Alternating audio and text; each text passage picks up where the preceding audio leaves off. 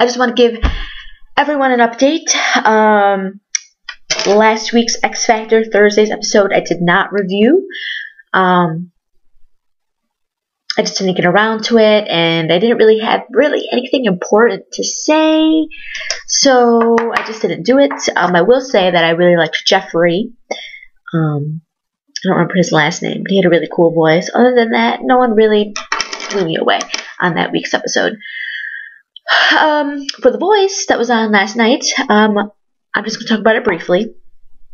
I will say that there are a couple people who I definitely I think we're going to need to look out for. There was a girl named Suzanne Kofel, and she is a Texas teacher that teaches music to kids for a living, and she sang Landslide, and she sounds exactly like Stevie Nicks and looks exactly like Stevie Nicks. It is really, really creepy. But she's really good. I think she's definitely one to look out for. She chooses Blake, which I think is a great, she's not country per se. She's more kind of like folky, and that's similar to country. So I think she definitely picked the right coach. I think, she's definitely one to look out for. Another person that really stood out to me was, where is he? Brandon Mahone.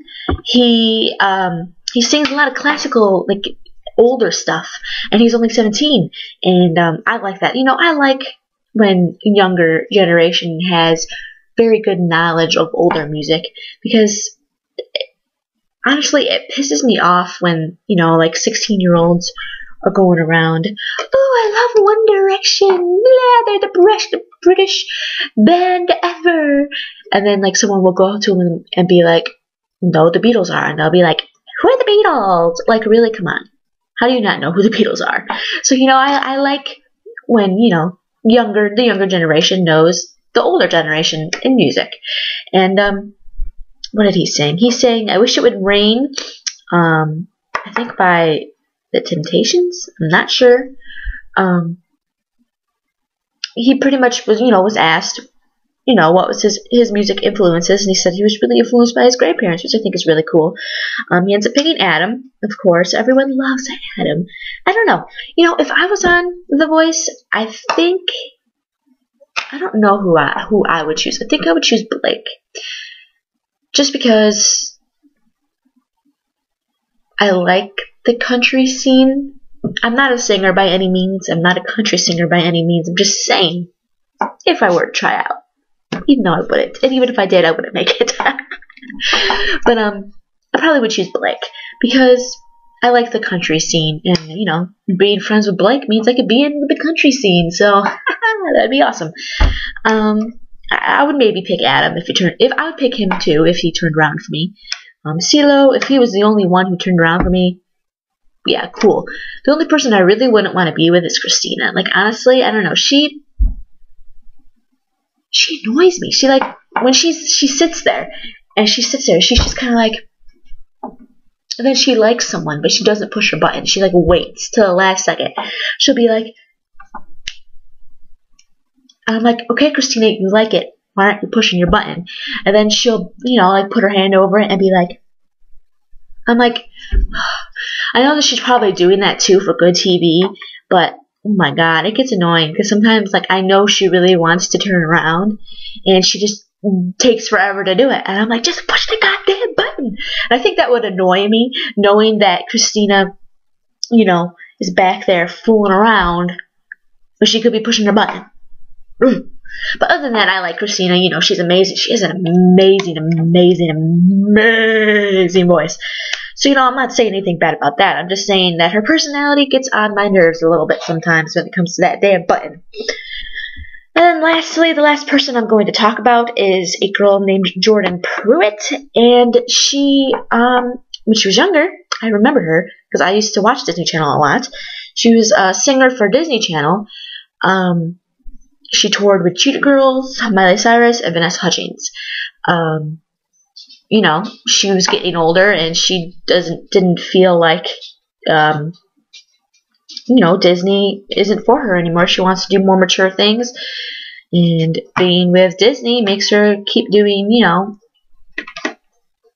little kid stuff, and she doesn't want to do that. I think she probably, out of most of all the people who have auditioned so far, has had the most success, I would say. I wouldn't say she has a fan base. She might still have a fan base floating around somewhere. But she was on the Billboard for 2 of her songs. I remember one of her songs. It was called, what was it called? It's called like Outside Looking In, I think.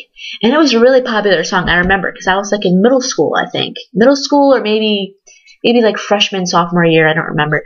But she was really that song was really popular on Disney Channel. They would play it all the time. It was featured in one of the movies, I remember that. And, you know, so a lot of people my age, you know, I'm 20, a lot of people my age probably remember her because they watched her on Disney Channel when they were younger. So, you know, she probably still has a little fan base floating around there, so that's definitely a huge advantage for her if she makes, you know, the voting rounds. Yeah, I just wanted to point out that I think that she's probably has had the most success out of everyone so far, just sales-wise, and known, like, you know, she's been known to a larger audience, you know, at one point, which is what I'm trying to say. Maybe some of the other people did too, and I just don't know. I'm barely familiar with her. So if you know any of the other contestants who are very well known somehow, let me know and I'll mention that next time. So thank you all for watching. I'm completely sorry that I am sucking at these reviews lately. I'm not going to make any excuses. All I'm going to say is I'm busy and I'm tired, and whenever I have time to do these, I'm exhausted. So I'm not trying to make excuses, but that is my excuse if I have one. So thank you all for watching, and yeah, see you all later.